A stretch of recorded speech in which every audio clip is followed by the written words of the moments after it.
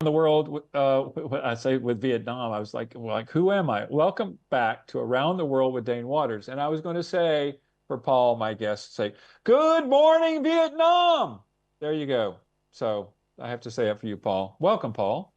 Welcome, although it's not morning in Vietnam, but it's morning somewhere. You're destroying the charade. Is the charade? Well, as usual, God.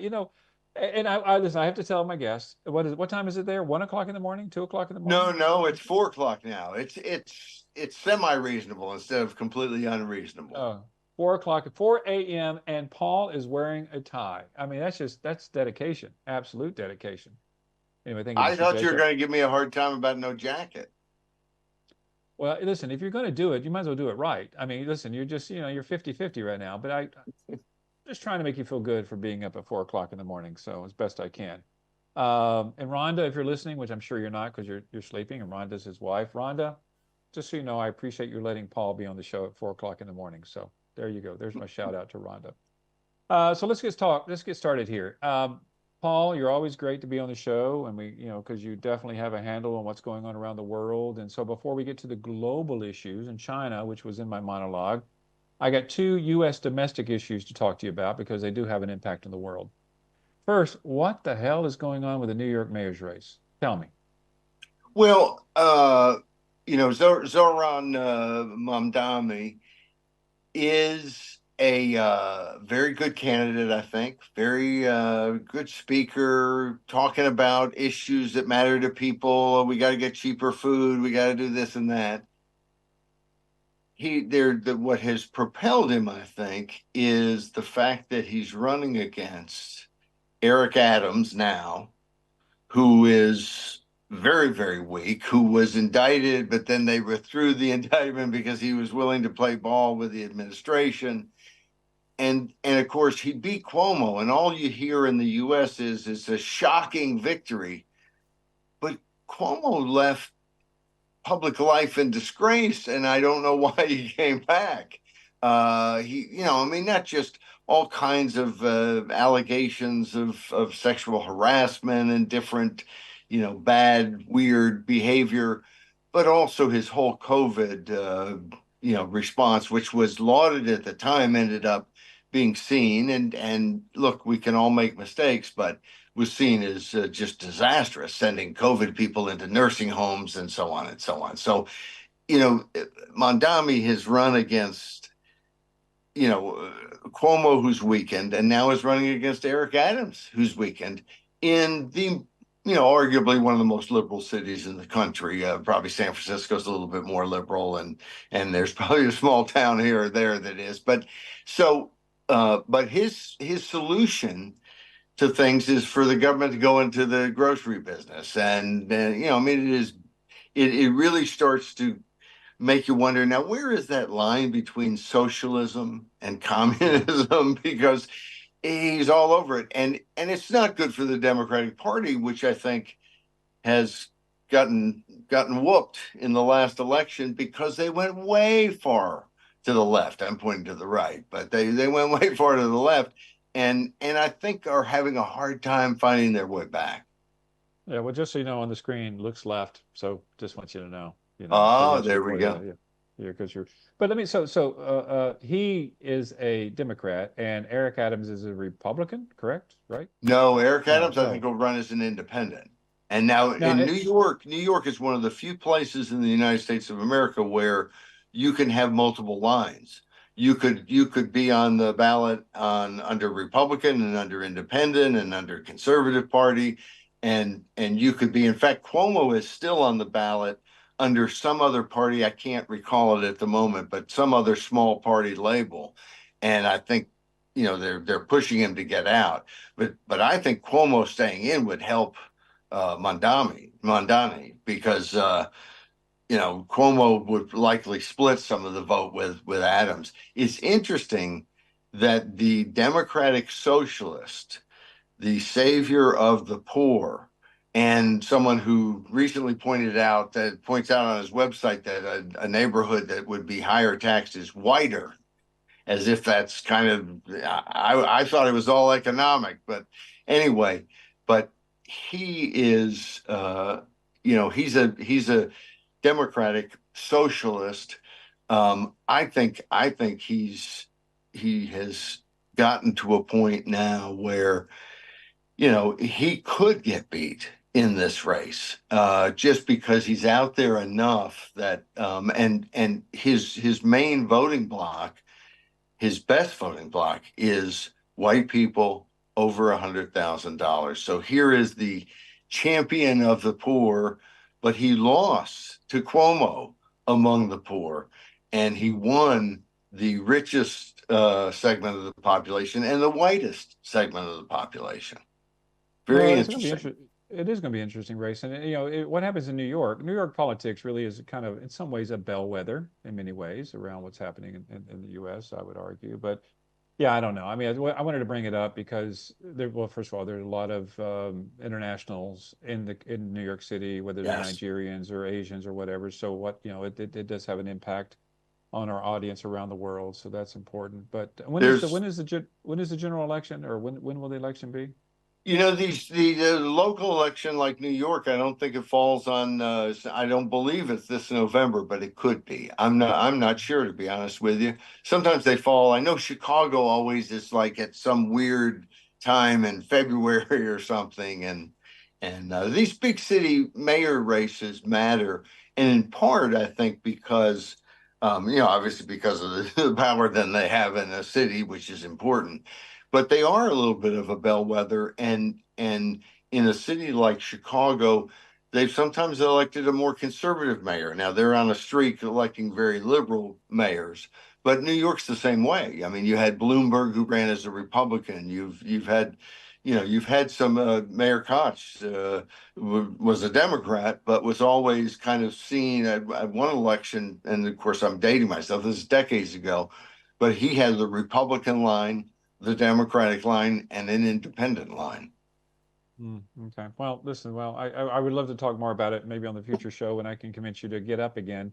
We'll talk about it. But let's switch gears here because I really want to, because internationally. So there's this talk, and I have my opinion. You and I have talked about it. So there's this talk about what Trump did in bombing Iran, okay, and the nuclear facilities. And then I read this, I think this op-ed or something, where people say that it's somehow going to give China a pause and change China's outlook on Taiwan. Now, you know my opinion about that. And before I weigh in on that, let me get your thoughts on it. Do you think that what happened in Iran will or should have an impact on Chinese thinking? It has an impact because the U.S. took action, and it was a military action, and it says, oh, Trump will engage and will take military actions overseas. And it was supposedly, I think, a big split between in MAGA world. It was one half said, no, we're isolationists. And the other half said, no, let's go do it, whatever Donald Trump says. That's not really how MAGA world works, or how the conservative side of politics works. And I think there's almost unanimity in the U.S. and around the world. I suspect there's a lot of support. If you say, hey, do you want Iran to have a nuke? The answer is no. Do you want someone to take it out? Yes, please, carefully, safely, without too much damage, uh, perfectly, obliterated. But so that's where I think people are, and so I don't think it was. I don't think it shows that Trump's kind of always on the war path. I don't think it sends any huge signal to China, but I think the last administration said talked a good line against China, and it helped. They kept a lot of what Trump had done. The U.S. has turned. We realize that China is not our friend. At least most of us do now, and so I think that in totality has started to make a difference. But after Afghanistan, any sort of U.S. and the disastrous pullout there, any sort of U.S. move that looks strong and competent is helpful against China. It's just be silly to overstate it. They can count. They can have maps. we have to show we can counter their invasion of Taiwan. And the best thing coming out of the Trump administration, in my mind, is this leaked memo. And of course, I'm sure they're the ones who leaked it. But it basically said the sole pacing threat that the U.S. military is trying to counter is an invasion of Taiwan from China across the strait, and that sets us in the right place, I think. And I think China's probably a little bit happy that we're having to deal with Iran and having to deal with Gaza and having to deal with the Middle East. And I think the one to take just a moment out, well, I'll finish the thought. China's happy about that. They're not happy that we're getting to show that we've got some military might, and it does send a message.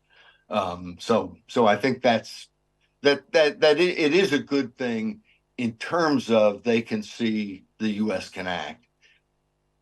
Well, It's a bad thing in terms of us being sucked into the Middle East. And my one little caveat to all this, or not caveat, but just a side point is a lot of Americans would like to pull out of the Middle East. We broke it in part with everything that we've done, and we need to be there to make it to solve it. And it's not something that, oh, we can just go in and we spend a couple days and get a deal and then the Middle East is solved. But I do think that we have to take some responsibility for the mess, and the mess with Iran goes back to 1953 and and it's not really just with Israel. It's also with the fact that U.S. foreign policy has done some things that frankly I'm not proud of in Iran.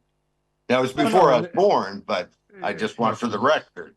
because you're a young chicken. But no, I agree. Listen, I did a conference not too long ago, and a lady stood up in the audience and said, "Shameful U.S. foreign policy," and she's talking about the 50s and the 60s. I said, "Yes, listen, there's a lot of things our country has done that I'm not proud of. But foreign policy, number one, is not black and white. I mean, Right, it right, really is not, and we all have to remember that. But I like to deal, and I said, listen, let's just deal with the current issues, and we can't go back and change what happened in the 50s and 60s and 70s. But I agree with you. I mean, it goes back to putting the Shah of Iran, supporting the right, Shah. I mean, and there's also, to be fair, there's always two sides to every foreign policy debate. There's no doubt about it. As I said, it's not right, black and white. right.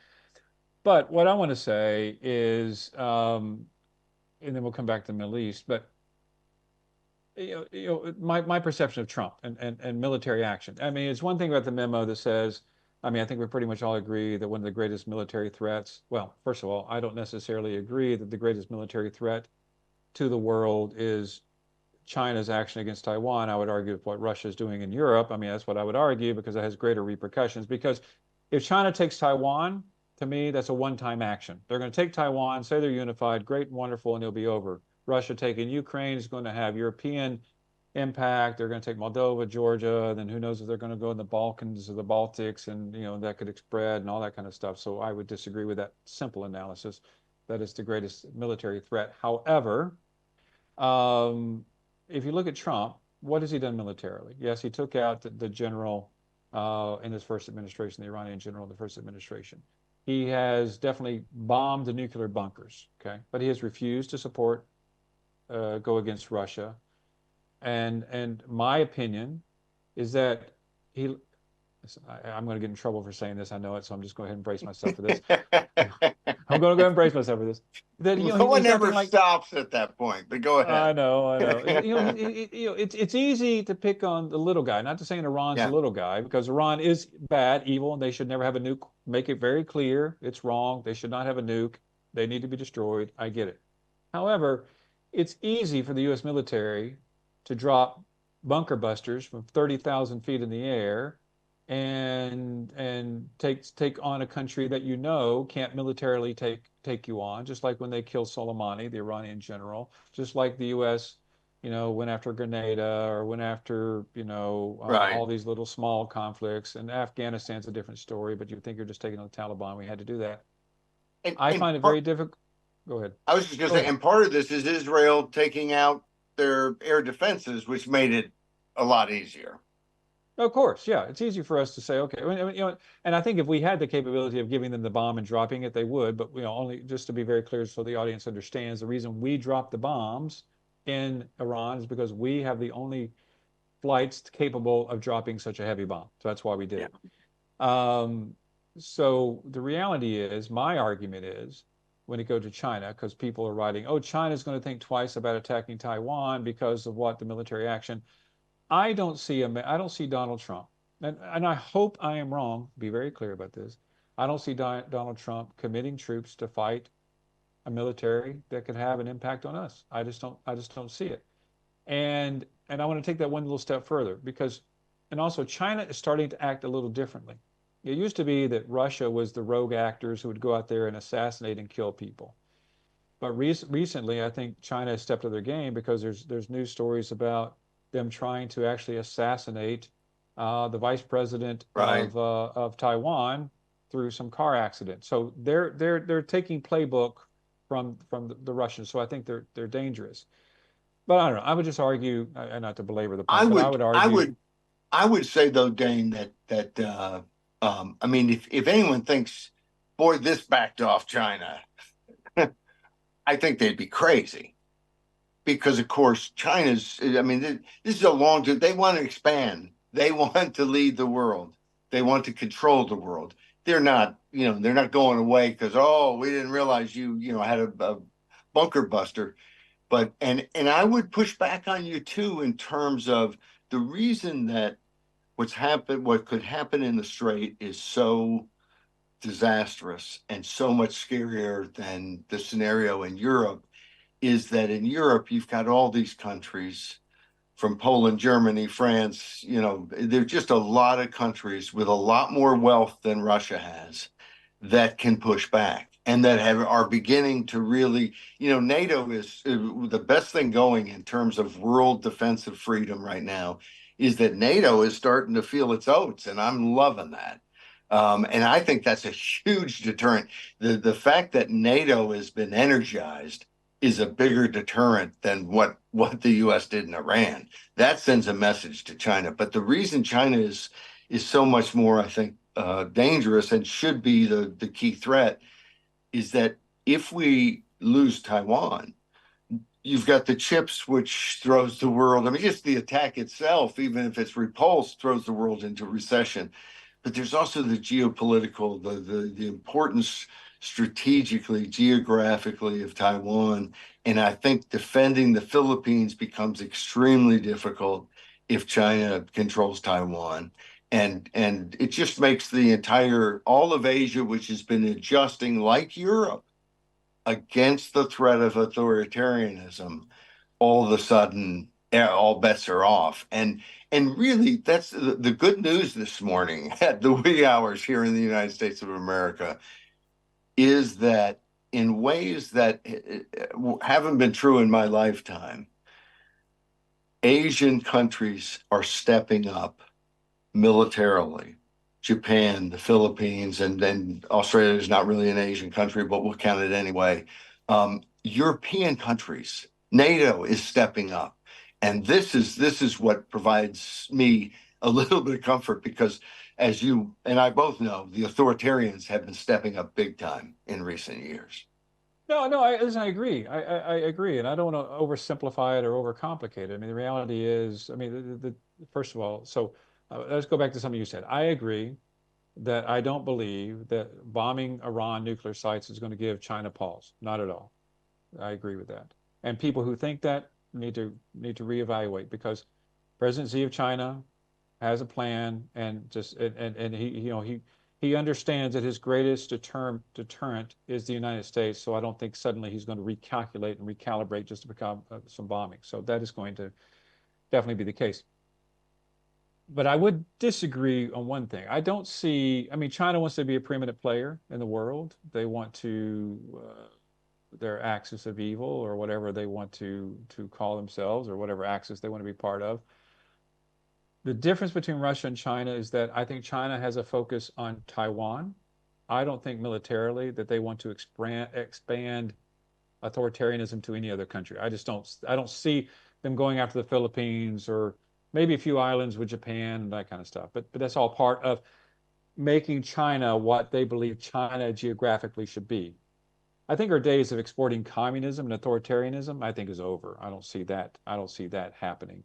But they do No, want to control. I would argue that one, if you're in the Philippines, you might say, well, yeah, maybe they'll leave us alone, but we can't stick our toe into the West Philippine Sea because China's controls the entire South China Sea or wants to. And of course, if it gets to take Taiwan and if it gets to take the South China Sea, literally 90% of an ocean that it's claiming.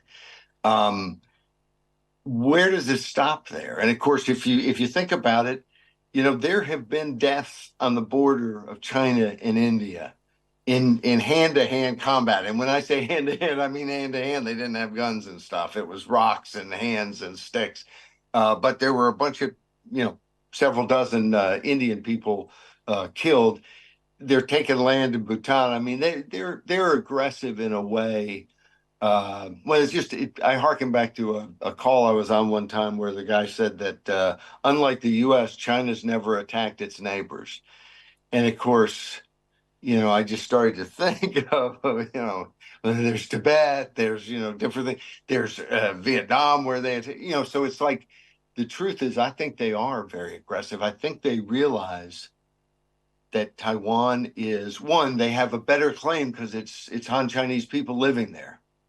But it's sort of like Britain saying, well, there's a bunch of English people in America, we claim it.